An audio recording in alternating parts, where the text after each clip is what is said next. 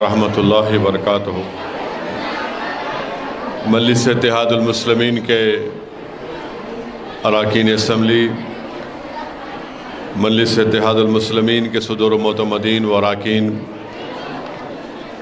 اور حیدرآباد سکندرآباد سے تشریف لائے گورنمنٹ اردو میڈیم مدارس کے طلباء اور طالبات، اردو میڈیم مدارس کے اساتذہ، پرنسپل اور ہیڈ ماسٹر، مجلس اتحاد المسلمین کی جانب سے آج آل ان ون گائیڈ کا تقسیم ہوگا، ڈسٹریبیوشن ہوگا، اور قریب انشاءاللہ 8,000 گورنمنٹ کے اردو میڈیم مدارس کے طلباء اور طالبات میں یہ آل ان ون گائیڈ دیا جائے گا۔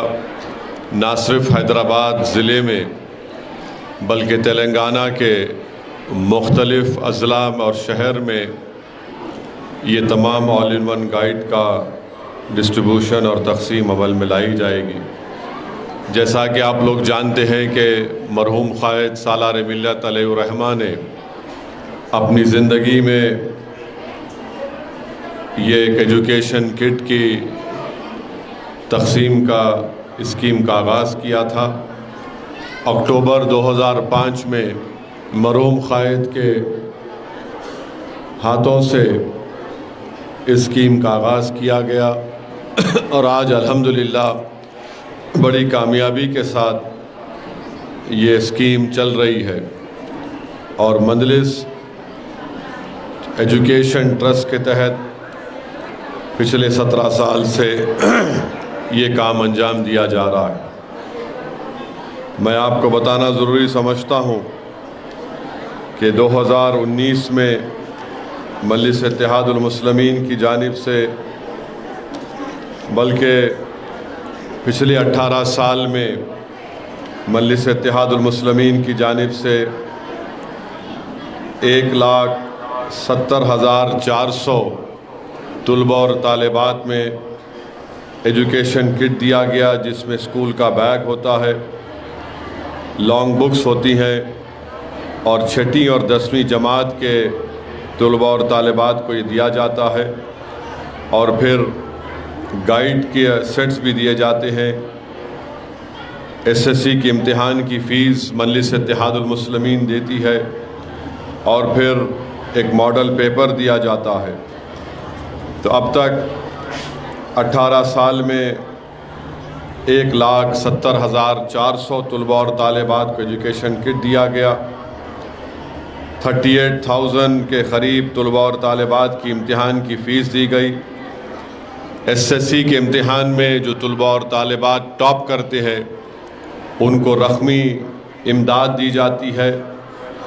اب تک 3,207 طلباء اور طالبات کو رقمی امداد یا کیش ایوارڈ دیا گیا، اور 18 سال میں 1,14,000 آل ان ون گائیڈ مجلس اتحاد المسلمین کی جانب سے طلباء اور طالبات کو دیا گیا ہے۔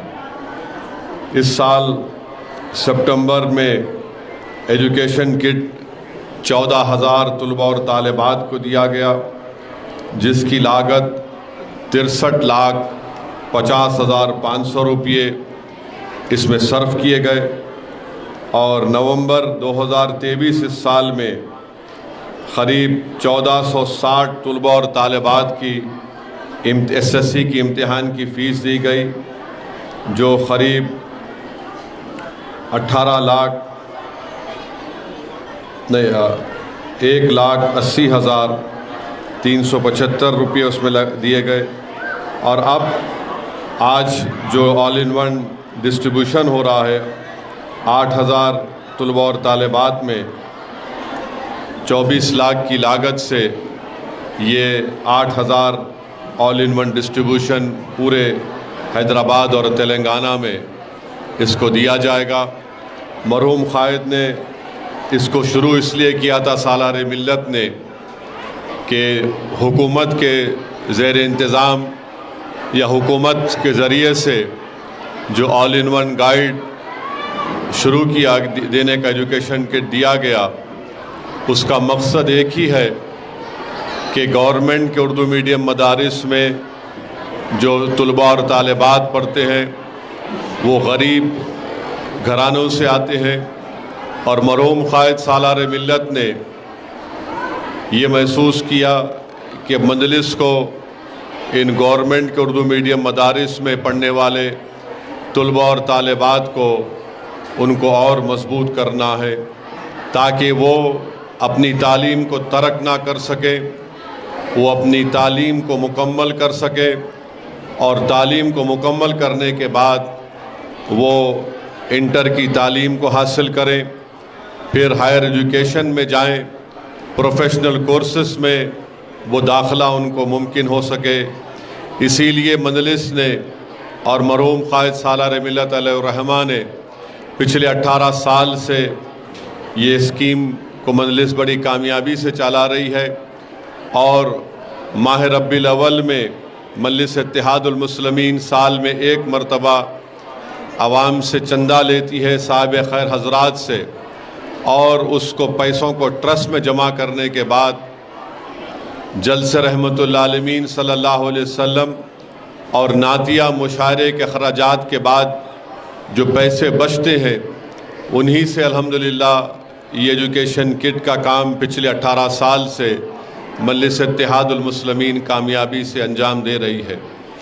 آپ تمام جانتے ہیں کہ ہمارے وطن عزیز بھارت میں مسلمانوں کو اگر کوئی چیز نیچے لے کر جاتی ہے تو وہ یہ ہے کہ پہلے حکومت کی طرف سے ان کی طرف سے جو نفرت کے مظاہرے کیے جاتے ہیں جس کی بنیاد پر مسلمانوں کو انصاف نہیں ملتا، اور دوسرا یہ ہے کہ ہم تعلیم کے میدان میں بہت پیچھے ہیں، غریبی ہے، اور جس کی بنیاد پر ایک مسلمان اپنی اولاد کو تعلیم کے زیور سے آراستہ کرنا اس کے لیے بڑا مشکل ہوتا ہے۔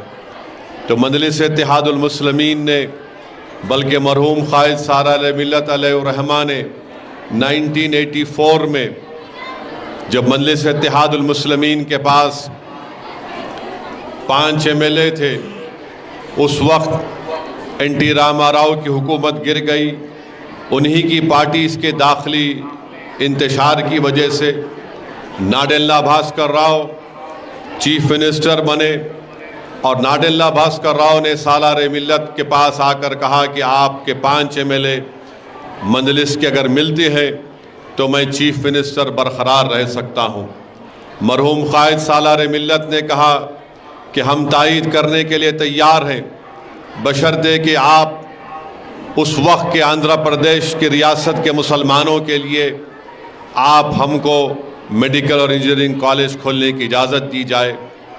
تو ناڈیلا بھاسکر راؤ نے سالار ملت سے کہا تھا کہ اویسی صاحب، آپ کو میں بہت کچھ دے سکتا ہوں، آپ صرف ایک کاغذ کا ٹکڑا مانگ رہے ہیں۔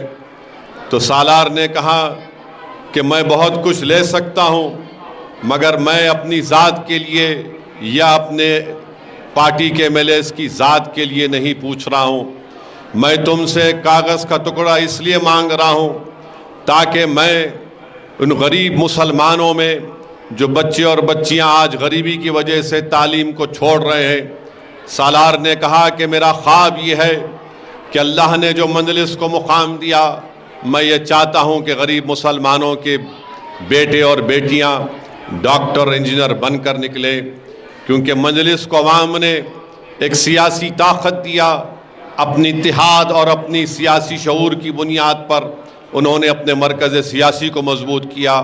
تو سالار نے ناڈیلا بھاسکر راؤ سے ہندوستان کی دستور آئین کی دفعہ 30 کے تحت پرمیشن حاصل کیا، اور 1984 میں مرحوم قائد نے مجلس اتحاد المسلمین نے دکن کے مسلمانوں کے لیے ایک میڈیکل انجینئرنگ کالج کو شروع کیا۔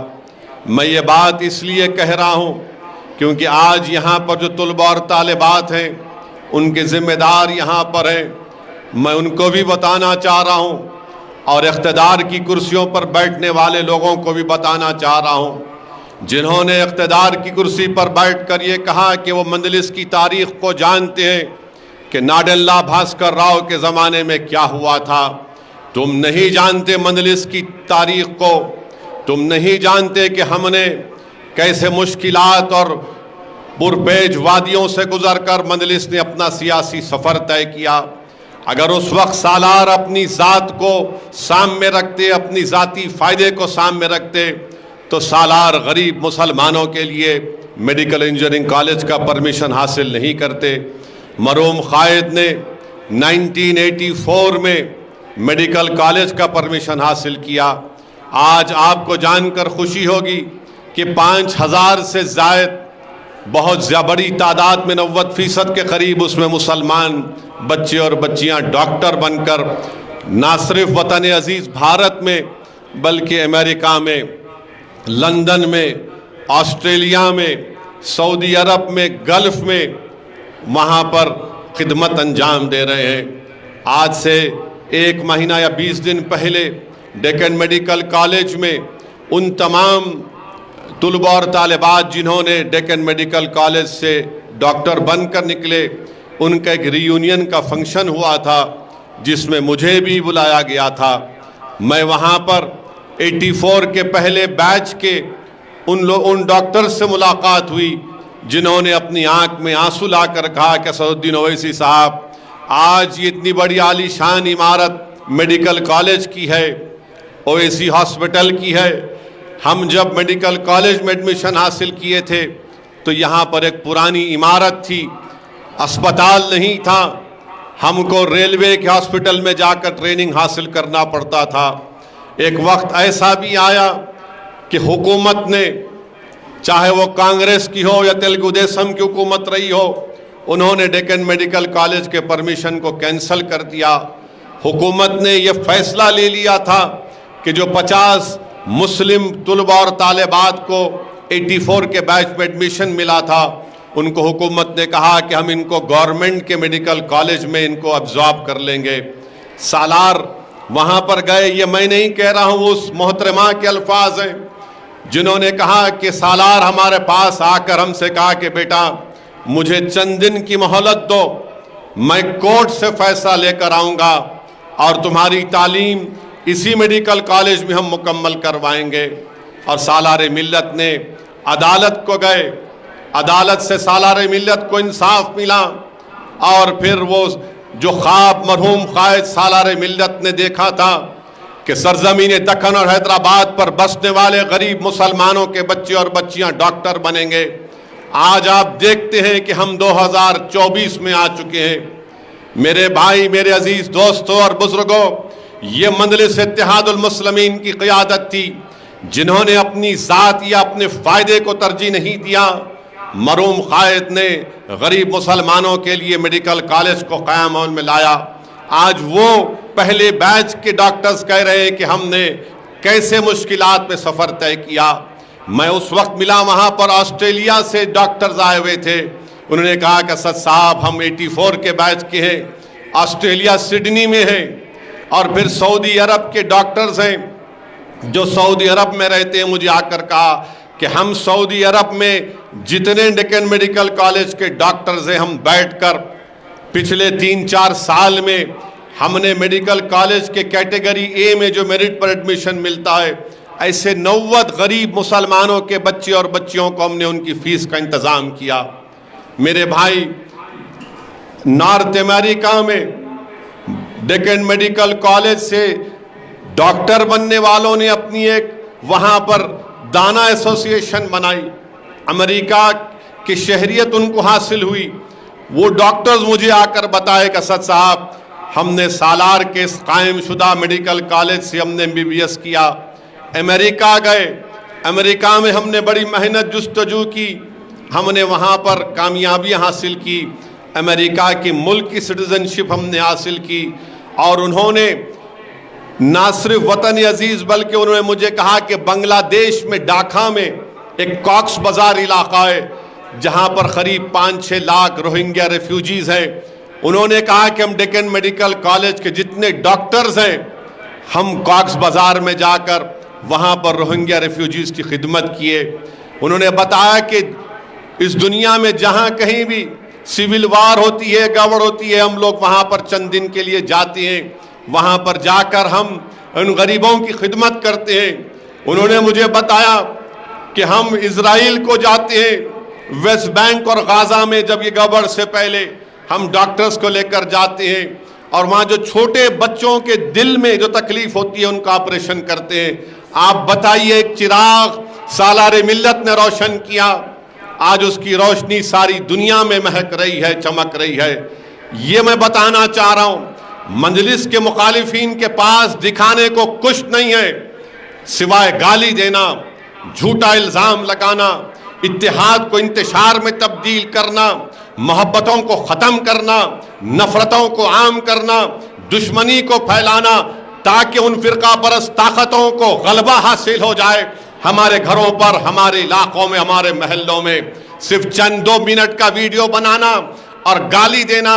ارے تم اور تمہارے باپ نے کیا کیا بتاؤ؟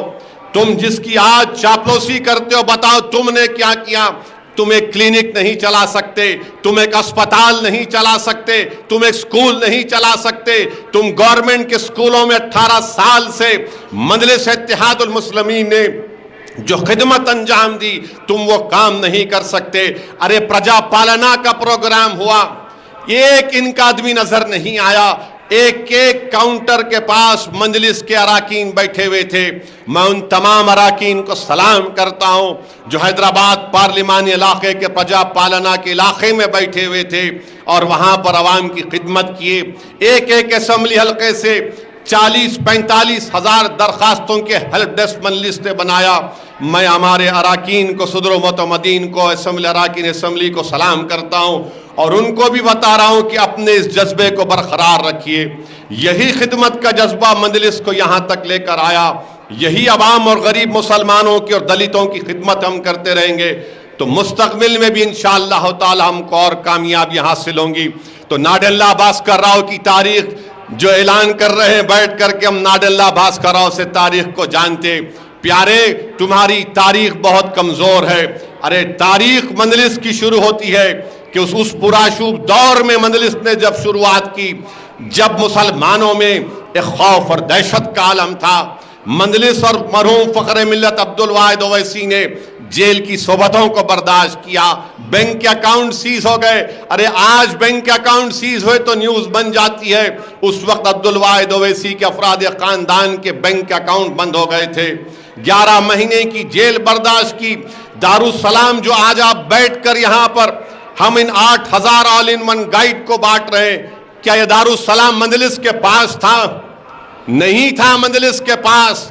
یہ منافقین جو بی جے پی کے اشاروں پر کٹ پتلی کی طرح ناچ رہی ہیں، چھوٹی بی جے پی کے دربار کے تبلچی ہیں۔ ارے بتاؤ، دارالسلام کا مقدمہ عبدالواحد اویسی نے 11 سال اس مقدمے کو لڑا۔ کس کے لیے لڑا؟ اپنی ذات کے لیے لڑا، اپنی خاندان کے لیے لڑا نہیں۔ مجلس نے مقدمہ جیتا تو عبدالواحد اویسی علیہ الرحمہ نے حکومت سے ان کے ناجائز قبضے کا کرایہ حاصل کیا۔ کرایہ حاصل کر کے سام میں ملگیاں مجلس نے بنوائی اور اس کے بعد عبدالواحد اویسی اس دنیا سے چلے گئے۔ ان کا خواب تھا کہ میں کچھ کروں مسلمانوں کے لیے تعلیم کے میدان میں۔ وینگل راؤ چیف منسٹر تھے، سالار نے پرمیشن لیا اور یہاں پر اس وسیع گراؤنڈ میں ایک ITI سالار نے شروع کیا تھا۔ ITI سے مجلس کا سفر شروع ہوا۔ مجلس کا سفر صرف ناڈلہ بھاسکر راؤ سے نہیں شروع ہوا پیارے، مجلس نے نیلم سنجیوا ریڈی سے دیکھ کر کئی چیف منسٹر کو دیکھا اور مستقبل میں بھی انشاءاللہ ہم دیکھیں گے۔ یہ مجلس کا کام ہے۔ لوگ بولتے ہیں مجلس کے لوگ تقریر کرتے ہیں، ارے تقریر کرنا بھی بچوں کا کھیل نہیں ہے، تقریر کرنا بھی ایک فن ہے، ایک نعمت ہے اللہ کی طرف سے۔ ہاں، جھوٹ بولنا وہ تمہاری فطرتوں میں ہے، تم جھوٹی بولو گے، تم نفرت کو عام کرو گے، ارے تم اپنا ضمیر کسی کے پاس گروی رکھے ہو۔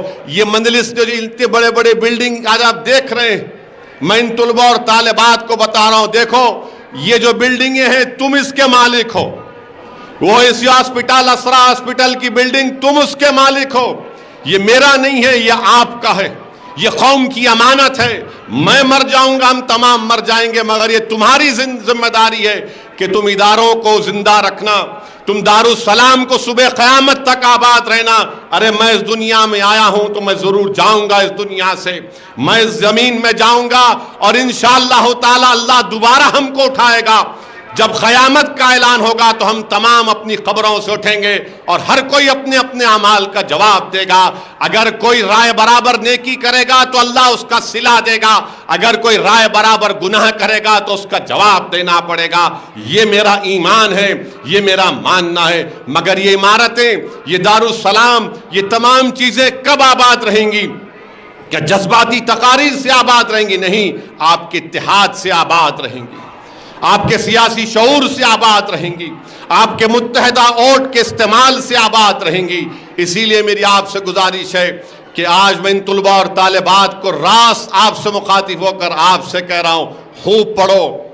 خاص طور سے میری ان بیٹیوں سے کہہ رہا ہوں کہ تم اگر پڑھو گے تو تمہارے ایک کے پڑھنے سے نہ صرف آپ کے گھر میں ایک چراغ روشن ہوگا علم کا, بلکہ اگر کوئی ہماری بیٹی تعلیم یافتہ ہو جائے گی تو کل وہ کسی کی بیوی بنے گی انشاءاللہ تعالی, ایک نیک آدمی کی. کل وہ کی ماں بنے گی انشاءاللہ تعالی, اور جب وہ ماں تم بنو گے تو تم اپنی اولاد کو علم کے زیور سے آراستہ کرو گے, تم ان کو علم کی اہمیت کو سمجھاؤ گے.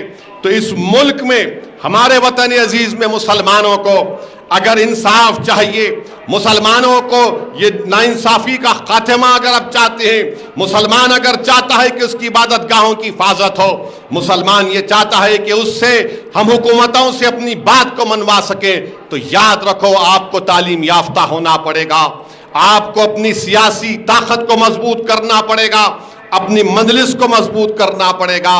تو یہ تمام چیزیں آپ اپنے ذہن میں رکھیے, اور انشاءاللہ تعالی یہ آج مجلس اتحاد المسلمین کی جانب سے جو آل ان ون ڈسٹریبیوشن کیا جا رہا 8000 پورے تلنگانہ میں, میں امید کرتا ہوں کہ یہ آپ تمام کے لیے فائدہ مند ثابت ہوگا.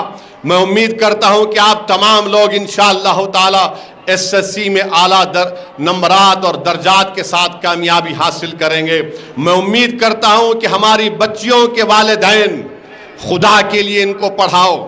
یقیناً میں بھی ایک باپ ہوں, اللہ نے مجھے بھی بیٹیاں دی ہیں, میرے پر بھی ذمہ داری ہے کہ میں ان کو تعلیم یافتہ بناؤ اور پھر ان کو اچھے اور نیک گھرانے میں شادی کراؤں. مگر اپنی بیٹیوں کو پڑھاؤ. یاد رکھو جو اپنی بیٹیوں کو جتنا زیادہ آپ پڑھائیں گے اتنا زیادہ آپ کا اور ان بچیوں کا مستقبل اچھا ہوگا. اگر آپ یہ سمجھیں گے کہ نہیں اب جلدی سے جلدی ان کی شادی کر دینے کا ہے, ارے اگر کوئی بچی پڑھنے کے لیے تیار ہے تو خدا کے لیے پڑھاؤ. اگر تم نہیں پڑھا سکتے تو آؤ میرے پاس, بات کرو مجھ سے, بتاؤ, انشاءاللہ تعالی مجھ سے اور مجلس سے جو ہو سکے گا ہم پورا کریں گے. ہمارا مقصد ایک ہی ہے کہ مسلمان کہ غریب بچے اور بچیاں تعلیم کے زیورت سے آراستہ ہوں. خاص طور سے ہماری بیٹیاں خوب پڑھیں. میں بتا رہا ہوں میری بیٹیوں, یاد رکھو اگر تم پڑھنے کے لیے تیار ہو تو اللہ تمہاری مدد کرنے کے لیے ہمیشہ تیار تھا, اللہ مدد کرے گا. میں بتا رہا ہوں مسلم بچے اور بچیوں کو کہ آپ خواب دیکھنا شروع کرو, اونچے خواب دیکھو خواب یہ دیکھو کہ تم سب سے اعلیٰ تعلیم یافتہ ہوگے. جب تم تعلیم یافتہ ہوگے تو دین تم کو سمجھ میں آئے گا, جب دین سمجھ میں آئے گا تو تم دین پر عمل کر سکو گے, اچھے اور برے کی تمیز پیدا ہوگی. ارے دین اسلام میں توحید کو سمجھنا بہت ضروری ہے. کیا جاہل توحید کو سمجھ پائے گا؟ نہیں سمجھے گا. پڑھے لکھے لوگ ہی توحید کے پیغام کو سمجھیں گے. قرآن کا میسج کیا ہے اس کو کون سمجھے گا؟ تعلیم یافتہ سمجھے گا. رسول اللہ صلی اللہ علیہ وسلم کی سنت کو کون سمجھے گا؟ اگر آپ علم حاصل کریں گے, علماؤں کی محفل میں بیٹھیں گے تو یہ سب چیزیں ہم ان پر کامیابی حاصل کر سکتے ہیں. بہرحال مقصد ایک ہی ہے کہ آپ طاقتور بنیں, آپ کامیاب ہوں دین اور دنیا میں, تاکہ آپ ہمارا مستقبل ہے. اور جب آپ مستقبل آپ کا ہوگا تو ہماری ذمہ داری ہے کہ آپ کو علم کے زیور سے آراستہ کریں, آپ کو طاقتور بنائیں. اور مجلس کے جتنے بھی مخالفین ہیں یہ صرف اور صرف گالی دینا جانتے ہیں, تعمیر کا کام ان سے نہیں ہو سکتا. ہاں, چندے کرنا, غریبوں کو لوٹنا, باہر سے پیسہ منگوانا, اور اس کے بعد شوبازی کرنا. مجلس کے جو ادارے ہیں کروڑوں اربوں روپے کے ادارے ہیں, یہ آپ کی اتحاد کی نشانی ہے. اپنے اتحاد کو مضبوط رکھیے. بہت بہت شکریہ. وآخر الدعوانا الحمدللہ رب العالمین. اب یہ آل ان ون ماڈلز کا انشاءاللہ تعالی تقسیم عمل میں لائی جائے گی.